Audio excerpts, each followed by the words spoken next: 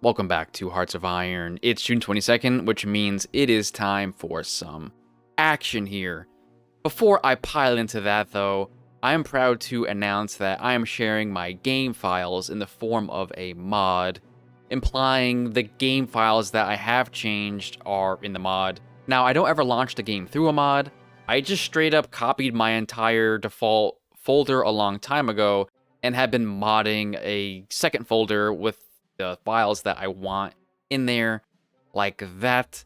Yes, it is available. What I've changed, just to quickly go over it again, is the counters are going to prioritize piercing units, meaning tank destroyers and anti-tanks over, infantry and other frontline units that aren't as important to visualize. I've also done some small things that I personally like a lot, which is I've hidden the Amelia Earhart pop-up and the Hindenburg, those kind of silly things that, yes, I get it, she's missing. Yes, I get it, the Hindenburg has crashed in the United States. I think it's like New Jersey or something like that. Right. Yes.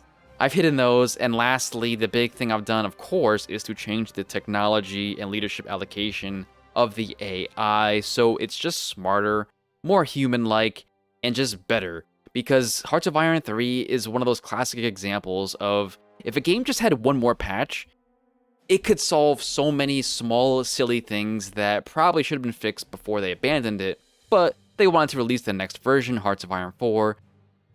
They kind of quickly moved on. What I would do if I were you is, I would use the Podcat exe, which I guess I'll include in that zip folder, then just go through and copy over, again, like what I would do is I would make a backup entire folder of what I already have for Hearts of Iron 3, and then in the new one, I would copy and paste my files directly into the locations where they should. Again, I keep saying again, yes, but it is available as a mod as well, so try that out. I think the version is 4.06, if that matters. It said it mattered when I looked up how to make a mod, so I don't know. But yeah, my game is not really modded. I consider it more of an improvement over the base game. Again, I'm not changing unit stats, I'm not changing numbers. I'm just changing a little bit of intelligibility on the computer's side, as well as small visual improvements. I'm also not going to include the graphics because it doesn't really matter. It's just making the mod too big, so if you want to change your graphics, it's very easy. There are plenty of ways to figure that out, so yeah. Anyways, yes.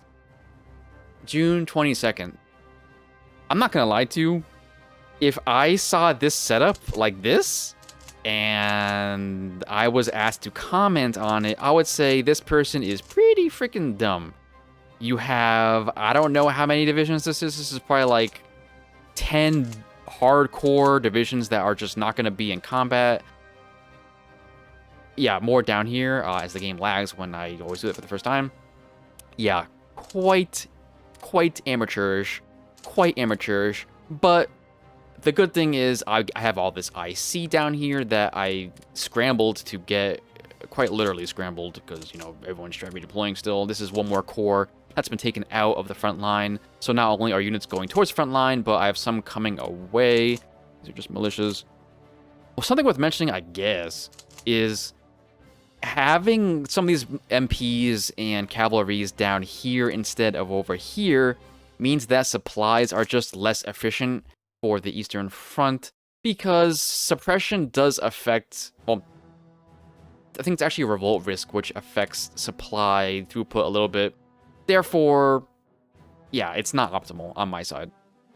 I'm going to play historically, like I've said a million times, so let's see, what do I have here? Well, this is pretty simple. You have one core per tile, and why, right? Why? Well, the reason is because the way combat width works is if it's like a unidirectional combat, it's 10 width, right? It's 10, and then I think it's plus 5 per additional angle you're hitting from. So this is going to be, well, I'm not at war yet.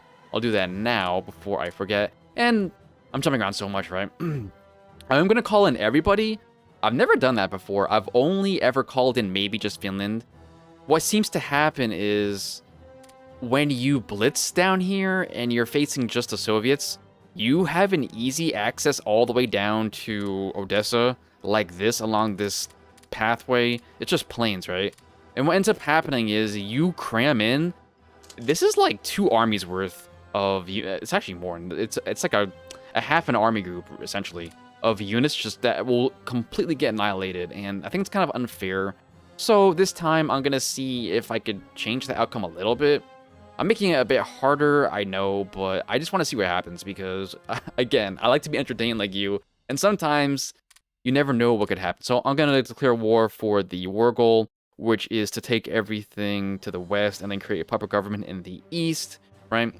I'll do that, and I'm not going to do a limited war. It will be a big war like that. Good. What is this? This is Destiny. You should probably always use this immediately because this gives combat move speed, which is probably the best thing here, and supply throughput, right? Definitely the combat move speed. That's big. So, yep, there is Destiny.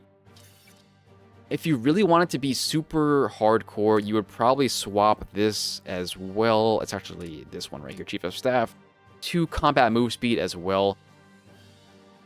The cool thing about Hearts of Iron 3, I've not mentioned much at all, is just how historically accurate some of these small details are. Like combat move speed, the whole point, the only way you're going to win this war is to destroy their units, right? It's just to destroy the units. It's not really to take ground, it doesn't matter. What matters is destroying divisions. Something cool, I guess I'll mention quickly since I'm mentioning how cool this is. Man, I cannot speak right now. I'm jumping all over the place. Yes. For example, over here at Brest, it's surrounded by plains, right? Now, is that true historically? Maybe, who knows? But the point is, it's trying to recreate the people who made this game way back when cared enough to realize that this was a fortress city right off the bat, implying that it was surrounded and cut off. So is Kiev actually too, but I guess it's also somewhat historically represented here by being surrounded by plains. So yes, they want you to surround these cities and then starve them out. And the Soviet side is the opposite. They want you to break them out, right? Kind of cool, and I respect the initial makers of this game a lot. There's a lot of small things that if you care to study the historical circumstances, it makes a lot of sense, and yeah, a lot of respect for the original Hearts of Iron 3 team, for sure.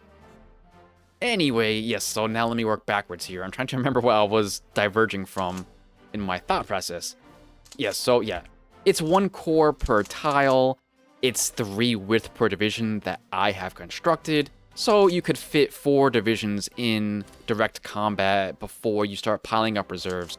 I think 4 or 5 is probably fine per tile to start with, but again, all tiles are not equal. Let me see if I can find something interesting here.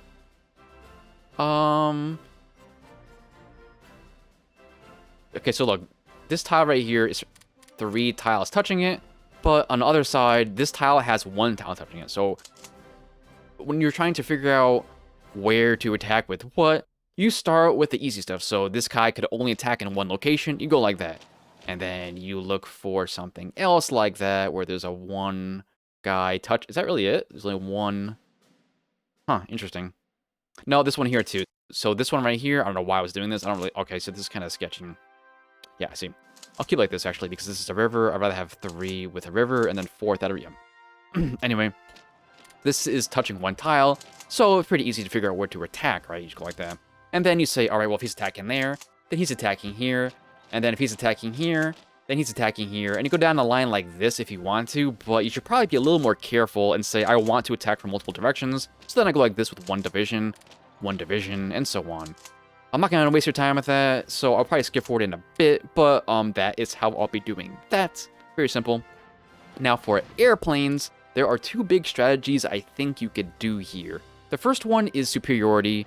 What you would want to do is just go like this, find the fighters, and then put them over air bases, because what this means is when you detect aircraft taking off from the air base, they will be I don't want to use that word intercept, but that's kind of what's happening here. They will be intercepted by these superiority mission planes, and if they're bombers, the bombers will hopefully not even reach the front line. That is what you should do.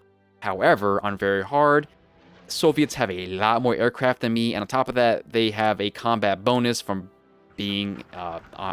not being a player on very hard. So it's almost I don't recommend it really, but I'm going to try it. So I'll find some air bases like that.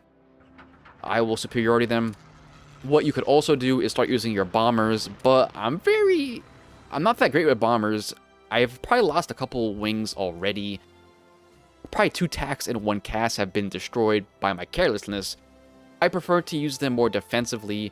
So, for example, once I surround Brest, maybe that's when I bomb, rather than just bombing immediately on day 1 for no reason. That's just probably smarter, so I'll be doing that. Navy, next of the 3 big combat methods, I guess.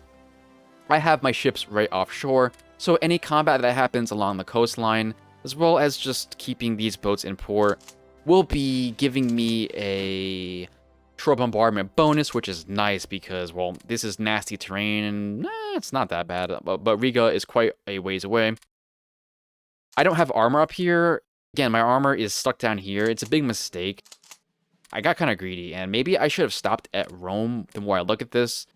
What's actually down here? Well, you have 4 IC, 1 IC.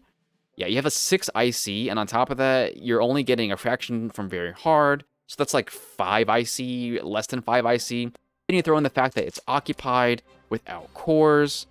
That's another penalty on top of that. It's not going to show me, but yeah, you're only getting like 1 or 2 IC from all this extra land. You have more ports to garrison and worry about, so could be a big mistake, but it happened. Right. Let's see. Yeah, I'm just gonna take my time and find out what to do here. So I will start with the yeah. I will not skip forward in the video, and I'll just see what happens here. So this is not ideal. This is amateurish. I'm kind of embarrassed to even. Okay, so this is okay. So that could attack like that. Go like that. Go like this. Go like that. Now, the HQs don't have to be in combat. It's not really a point. I want some armor going north eventually for some of the stuff up here. It's not that bad to have armor in forests and woods. It's just not ideal because the penalties, let's see, for attacking are going to be like what? It's going to be like -10 woods. It's actually even better in... Sorry, forest is -30. Woods is -10. So if they can't pierce me, it's 50% bonus for me, essentially. Then you take away a little bit from being in bad terrain. So you still have a positive modifier for armor in some of these places if they don't have piercing. Therefore, it's worth to use armor upwards. I don't think it's that bad, but this is a river, I think, with piercing. So maybe... I did not play this perfectly. That's alright, though. Maybe. Hope. SS, I want going towards city, so I want SS... Yeah, go due east for Minsk long term. That's probably what I want there. Send an armor south. Send an armor...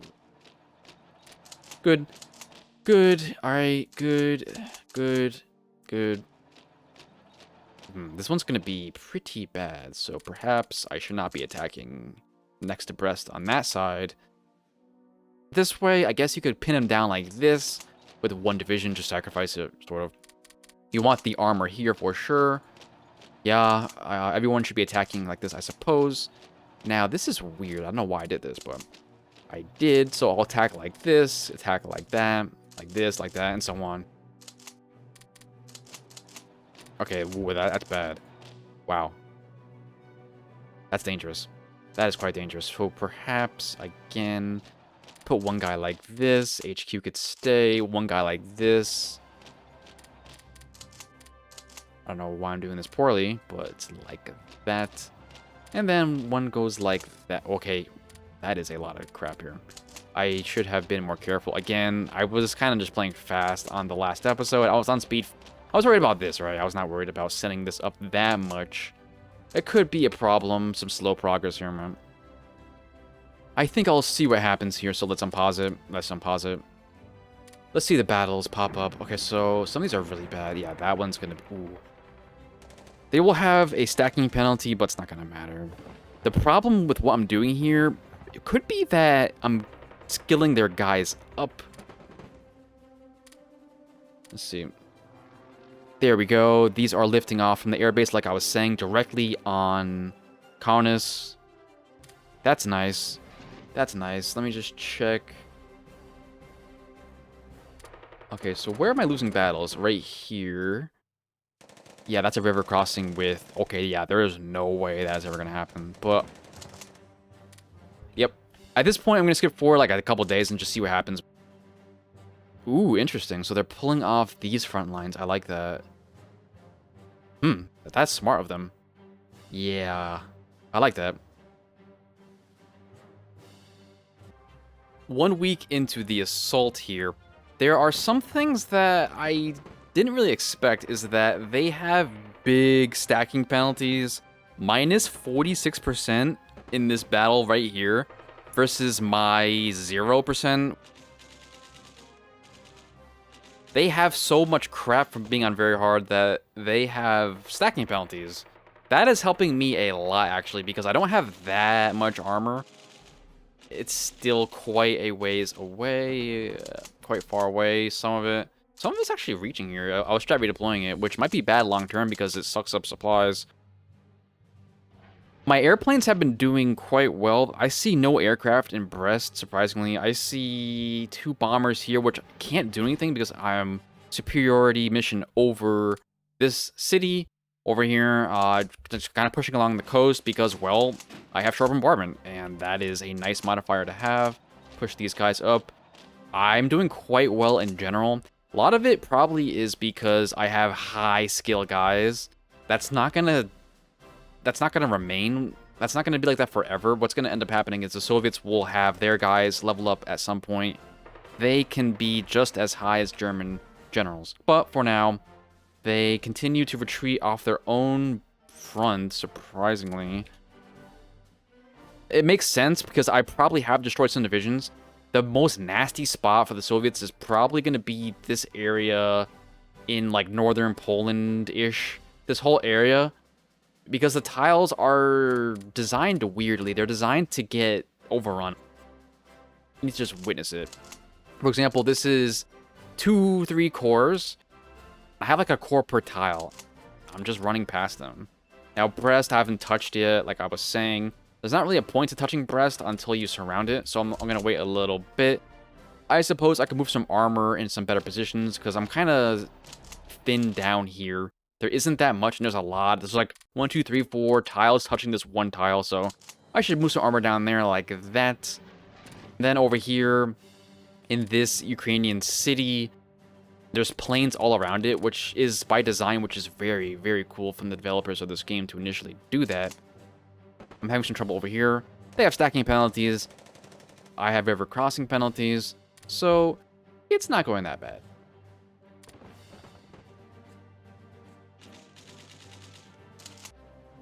It's about 2 weeks into the assault now. Making some progress, but this battle has been going on for 2 weeks. So has this battle. It is quite slow. I'm not sure if it's because of the weather or what. Where's the weather map mode? It's one of these. There it is. Anything going on over here? I don't think so. I don't think so. So it's just me being... them being lucky with tech. Okay, so they have delay. Okay, see, look. Attacker speed minus 25%. What do I have? Again, elastic defense. See, this is why it's important to have good officer ratio and good leaders. So they pick good tactics again. This is taking a long time because they are just picking the right stuff. Can't do anything about that one. Elsewhere, the good news is I have an entire new core over here somewhere. I just saw it. I don't know which one it is, but yeah, all of these fresh armor divisions are coming in now. I'm putting them in the center more. What I've learned from playing on both sides of this conflict is if you could like get past some of these Soviet cities in the center, like Smolensk, and for example, Vitebsk, I don't know how you pronounce that one, but that's what it looks like. The center, it really is the key to this game.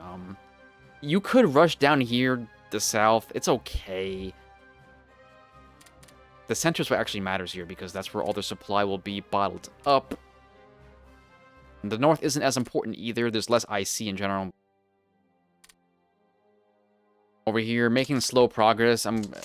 It's not like that bad, but it's definitely slower than... I don't have much stuff over here. Perhaps I should have reallocated it smarter. I still could. Some of these guys are standing around because I just river crossed right here. There's a river coming. It goes all the way down to the Baltic from central, I don't know, Poland, Western Belarus, I guess. I'm going to cross the river here. Crossing rivers is always important, so cross the river, hold it, and then send more stuff over. And I have a new tack right here. Goes to Warsaw. I might end up using it soon. I don't know if I've had to yet, but these missions are still going well aircraft-wise for superiority. This airbase has no units. This one has none, but there is some Soviet progress up here, which is pretty much expected. The Finns just don't have much leadership to allocate to much technology compared to a major power. Yeah, look at that. That is, I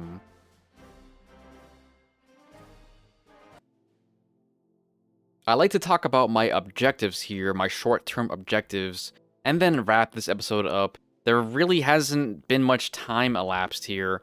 I think it's more important to just talk about what I'm trying to do with these units.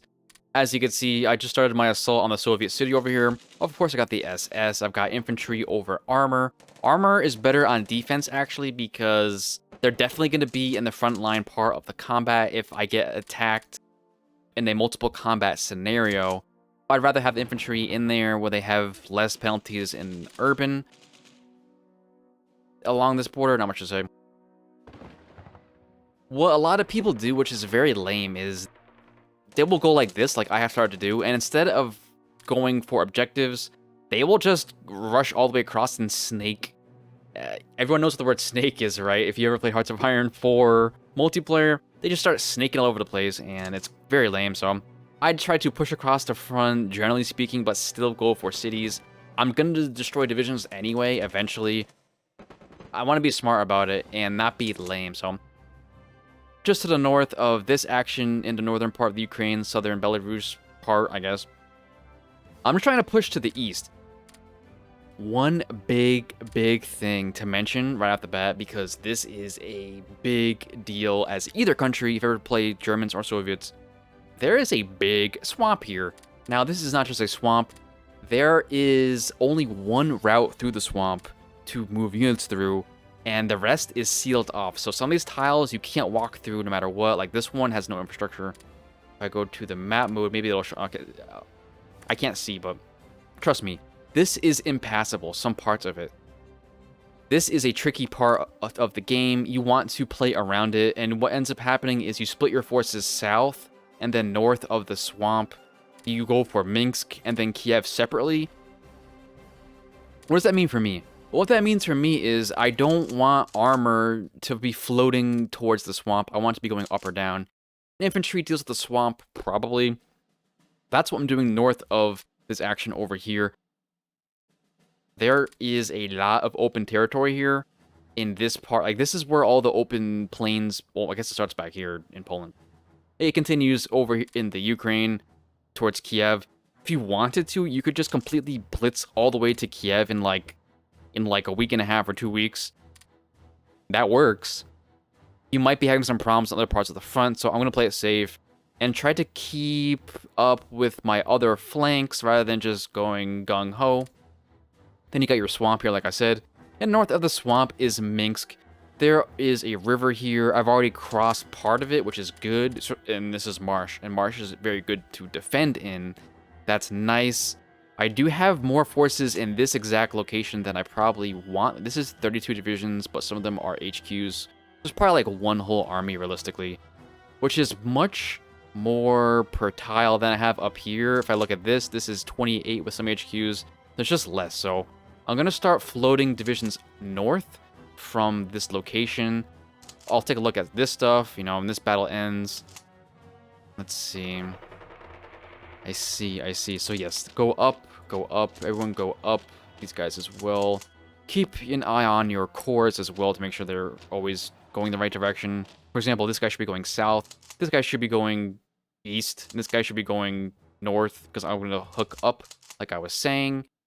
Up here, the real objective is really just Riga, because Riga is not only a fort, but it has IC. The question is, what do you do here? Do you cross the river immediately, or do you push all the way down along the river and then cross the plains? That's probably smarter. If I have the opportunity, I will cross in forest, even though it's quite difficult because I have sharp bombardment right here. Maybe I'll repair these guys up. Not yet. I mean, let me see. They have... These are probably pretty weak, so... If I could think about... Let's see. So this is all useless, yeah. Put this up. I think I'm going to lose that tile. So what I actually want to do here... I'll show you something interesting. What you could do here is lose the battle. Retreat, right? The battle's lost. And you take these 3 dummies... And you strat redeploy them like this, and you check the date. They're all going to land on the same date. I think so. Oh, no. Miscalculation. What could happen here is if they have armor in that assault, they are just going to be faster because that's what armor is. If those were only infantry, I promise you I could have gotten that with just plain old infantry with a strat redeployment. I chose to be greedy. I went for that. I should have been more careful with the armor. Now, the only problem here is that they are exhausted for the next 3 days. Almost 3 days. I'm going to have to sit around like a dummy and just wait. And that might slow me down up here because I wanted to push up as the 2 cores that I have. I'll cross the river here and so on. As you can see, this is the plan. It's kind of slow and stinky. The Soviets have a lot of stuff. They have so much stuff that they have stacking penalties. I will wrap the episode up here. Next episode, let's see if we can get more land. Next episode, maybe get to Kiev, Minsk, and Riga all at the same time. I'm not sure that's even possible because there's just so much more stuff down in the Ukraine front for them. It might just be like Minsk, some minor Soviet city over here, Tarnopol, or who knows, whatever these cities are. Then probably Riga anyway.